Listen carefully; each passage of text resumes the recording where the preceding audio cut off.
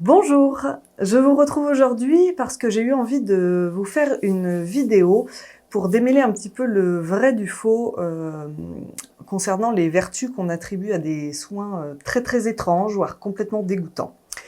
Donc je tiens à rappeler deux choses. La première, c'est que je ne suis pas scientifique, donc ce que je vous dis, c'est juste le résultat des recherches que j'ai faites et qui m'ont avant tout amusée, hein. Et la seconde chose, c'est que je ne juge les pratiques de personne, d'accord? Chacun fait ce qu'il veut, tant que ça lui fait du bien et que ça ne nuit pas aux autres. Je voulais aussi vous dire que je n'ai pas acheté tous les produits dont je vais parler, donc je me contenterai de vous mettre des petites illustrations, mais je vais pas faire comme je fais d'habitude et vous présenter vraiment les produits dans mes mains. Voilà. Donc tout de suite, je vais vous parler du premier soin. Il s'agit d'une crème au venin de méduse. Donc j'ai trouvé qu'une marque qui la vendait. C'est une crème qui se dit être au venin de méduse et qui promet d'avoir un effet botox naturel et de maintenir l'élasticité de la peau. Bon, quand on regarde la composition d'un petit peu plus près, il n'y a pas de venin de méduse à proprement parler, mais il y a de l'extrait de méduse qui arrive en 6e ingrédient, après de l'eau, des silicones, donc du plastique quoi, et quelques agents hydratants. Donc est-ce que il y a quelque chose qui peut être intéressant pour la peau dans la méduse? Alors les méduses sont constituées entre 95 et 98% d'eau. Ensuite, on trouve un mélange de collagène et de fibrilline. Donc le collagène, c'est une protéine essentielle, notamment pour la peau, et plus on vieillit, moins on en produit, donc c'est responsable de l'affaissement de la peau. Et la fibrilline, c'est une protéine élastique qui va jouer un rôle dans l'élasticité de la peau. Donc dans l'absolu, c'est des composants qui peuvent être utiles pour la peau. Mais là, en fait, même si on met de côté les ingrédients un peu contestables que contient la crème, en fait, la concentration en méduse à proprement parler, même si j'ai pas le pourcentage exact, on voit bien que dans l'ordre de la composition, elle est tellement faible que je pense que ça présente assez peu d'intérêt. Donc voilà pour ce produit.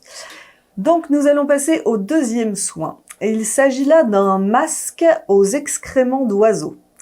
En fait, c'est un masque à la fiente de rossignol qui a été élaboré par un institut de beauté qui s'appelle Shizuka à New York et qui coûte 180 $. Donc la fiente est stérilisée, elle est ensuite réduite en poudre et mélangée à de la poudre de riz. La fiente d'oiseau, en fait, c'est un mélange de leurs urines et de leur sel, puisque eux, ça s'évacue par le même conduit, en fait. Donc, la fiente contient des déchets, mais aussi du phosphore, qui, au niveau de la peau, va être essentiel pour synthétiser le collagène. Sauf qu'en fait, là, on se rend compte que ce sont des dérivés de phosphore, qui, a priori, sont pas forcément très bons pour la peau. Mais en fait, l'élément principal que contient la fiente, c'est de l'urée. Donc l'urée, c'est un déchet azoté qui est très hydratant, purifiant et exfoliant. Donc pourquoi spécifiquement les fientes de rossignol dans ce soin? J'ai pas trouvé de justification là-dessus. Donc a priori, il pourrait avoir des effets grâce essentiellement à l'urée qu'il contient. Personnellement, j'ai pas hyper envie de tester ça. Voilà. Ensuite, je vais vous parler du masque facial de feu. Donc en Chine, c'est un soin qui est assez répandu apparemment dans des salons esthétiques et qui consiste à imbiber une serviette d'alcool. On le pose sur le visage de la cliente et on y met le feu pendant quelques secondes. Bon, alors là, je vais même pas entrer dans les pseudo-bénéfices que l'on peut attribuer à un soin comme ça, étant donné la bêtise et la dangerosité de la chose. Donc voilà, pour moi, c'est trop dangereux, brûlure, tout ça. Bon, c'est à peine la peine de l'évoquer. Donc on va passer au suivant, et il s'agit du lifting du vampire. C'est une pratique qu'on retrouve depuis quelques années dans le milieu des people, et qui consiste en fait à se faire injecter une partie de son propre sang dans le visage. En fait, on injecte le plasma Donc en gros, c'est ce qui reste du sang après avoir enlevé les globules rouges, les globules blancs et les plaquettes. Et le plasma contient plus d'une centaine de protéines, dont l'albumine, qui va agir sur l'hydratation de la peau. Donc ce soin est présenté comme extrêmement hydratant, mais pas forcément liftant à proprement parler en fait. Le plasma est également riche en facteurs de croissance, donc c'est présenté comme un actif qui peut stimuler le renouvellement cellulaire. Bon, pour tout vous dire, je suis vraiment dubitative, mais si vous avez quelques centaines d'euros dont vous ne savez pas quoi faire, libre à vous d'aller essayer de me faire un retour sur le sujet. Pour continuer, je vais vous parler d'un masque à la litière pour chat. Donc évidemment, on parle de litière non utilisée, hein. Il faut de la litière minérale, donc ça c'est un masque que vous pouvez réaliser chez vous si le cœur vous en dit. Donc de la litière minérale, parce qu'en fait les litières minérales sont constituées d'argile. Donc si vous mélangez un peu de litière avec de l'eau, vous obtenez tout bêtement un masque à l'argile. Bon, je pense que là il y a un rempart psychologique que moi je vais pas forcément réussir à franchir. J'aime bien mes petits masques déjà tout prêts ou que je prépare moi-même avec mes argiles que j'ai choisies et je ne vais pas aller piocher dans la litière de mes chats. Pour continuer, nous allons nous intéresser maintenant au sérum au prépuce de bébé. Ah oui, sérum au prépuce de bébé. Donc les prépuces des bébés circoncis sont déjà utilisés par des laboratoires pour fabriquer notamment de la peau artificielle pour traiter les grands brûlés. Donc il y a déjà des applications médicales qui existent, car la peau des bébés contient des cellules souches qui vont en fait être des cellules qui vont encore être très actives. Ce sont des cellules qui peuvent encore se transformer en n'importe quelle cellule du corps. Il contient également des fibroblastes qui vont avoir un rôle dans le soutien de la peau. Et étant donné que le seul morceau d'un bébé qu'on coupe parfois, c'est le prépuce, hein, il est récupéré pour aider la médecine. Et donc j'ai découvert, avec mes petites recherches là, qu'il est aussi récupéré pour en faire des cosmétiques. Donc outre le côté éthique fortement discutable de la chose, il y a un monde quand même entre utiliser quelque chose de manière très spécifique en médecine pour soigner des patients brûlés et s'en tartiner le visage. Hein, donc voilà, moi c'est pas forcément des soins vers lesquels je vais me diriger.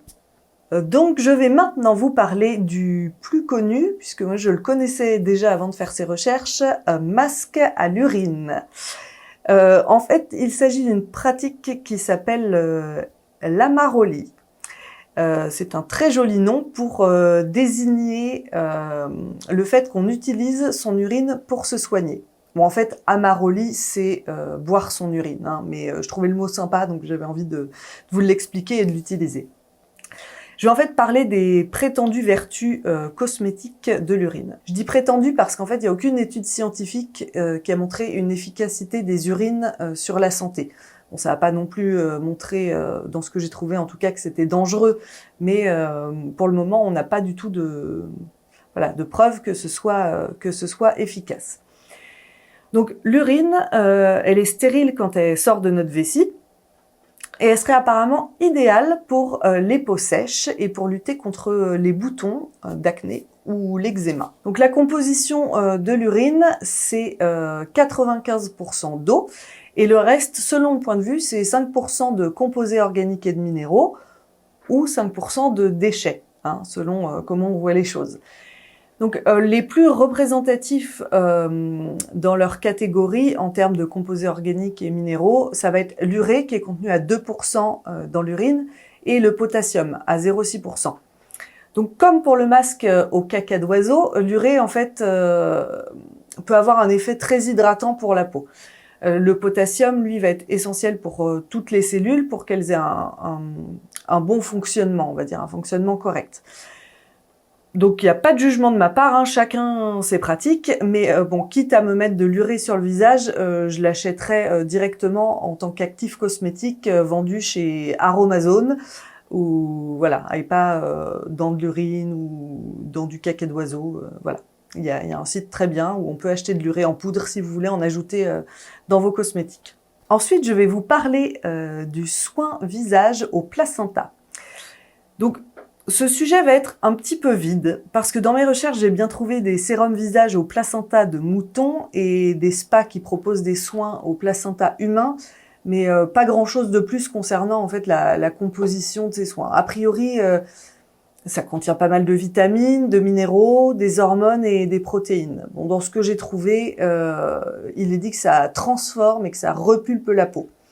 Bref, sans être mauvais pour la santé, ça ressemble plus à une lubie de certaines élites qu'à un réel actif révolutionnaire. Ensuite, je voulais vous parler d'un masque dont j'avais déjà entendu parler également avant de faire mes recherches. Alors, dans la catégorie masque chelou, voilà, c'est celui qui a pour moi la palme.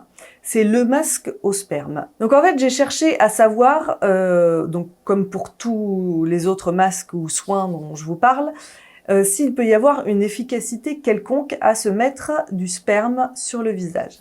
Donc déjà au niveau de son pH, le pH du sperme se situe entre 7,2 et 7,8, donc il va être légèrement basique. La peau, elle, a un pH naturellement plutôt acide quand elle est normale. Donc c'est-à-dire ni grasse ni sèche, voilà. Donc qui va se situer aux alentours de 5,5. Quand elle est grasse, elle est plutôt supérieure à 6, et si elle est sèche, elle va être plutôt inférieure à 4,5. Donc le but étant dans ces soins de viser un pH pour rééquilibrer la peau dans un sens ou dans l'autre. Donc quand on choisit son soin, si on a une peau plutôt grasse, on va essayer de prendre des soins un petit peu acides pour essayer de baisser le pH de la peau. Et à l'inverse, si on a une peau plutôt sèche, on va essayer de prendre des pH un peu plus élevés pour rééquilibrer la peau et la rendre moins sèche. Donc le pH du sperme, si l'on en croit ces chiffres, serait plutôt destiné à augmenter le pH des peaux sèches. Ensuite, en termes de composition, les spermatozoïdes, c'est 1% du sperme. Donc on n'en parle même pas, hein. On va dire qu'on les met de côté. Désolé messieurs. Le sperme contient de la spermidine. C'est une substance à laquelle sont attribuées des vertus anti-âge. Bon, il n'y a aucune preuve scientifique sur le sujet, bien sûr. Nous avons aussi beaucoup de protéines, du fructose, donc qui est un sucre, du zinc, du magnésium, et il y a tout un tas de minéraux, de la vitamine C, de l'acide citrique, de l'acide lactique, voilà, et j'en passe d'autres. Bref, beaucoup de ces composants sont retrouvés et recherchés dans des crèmes ou des sérums, donc on pourrait se dire que ça doit être bon pour la peau. En fait, au cours de mes recherches, j'ai pu trouver des avis totalement pour le fait de s'appliquer du sperme sur le visage. D'autres, par contre, sont farouchement contre, notamment à cause du risque infectieux que ça représente, car oui, effectivement, le sperme peut contenir des virus, des bactéries, des champignons, mais bon, là, normalement, je vous apprends rien. Le fait est que je n'ai pas trouvé de vraie réponse avec une étude scientifique, par exemple. Il y a quelques études scientifiques qui existent et qui parlent de la spermidine, l'effet de la spermidine sur la fonction cardiaque des animaux. Mais bon, celle-ci est aussi présente dans le monde végétal, hein. Bref, j'ai adoré cet exercice consistant à essayer de démêler le vrai du faux des produits un peu étranges qu'on peut se mettre sur le visage. Et si vous avez d'autres idées de soins un peu, voire complètement dégoûtants ou complètement bizarres dont vous aimeriez que je parle, n'hésitez pas à me le dire dans les commentaires. Et n'hésitez pas non plus à me faire savoir si cette vidéo avec ce format où je présente pas de produits mais où j'en parle seulement, voilà, si ça vous a plu. Donc, je vous retrouve la semaine prochaine. En attendant, prenez soin de vous.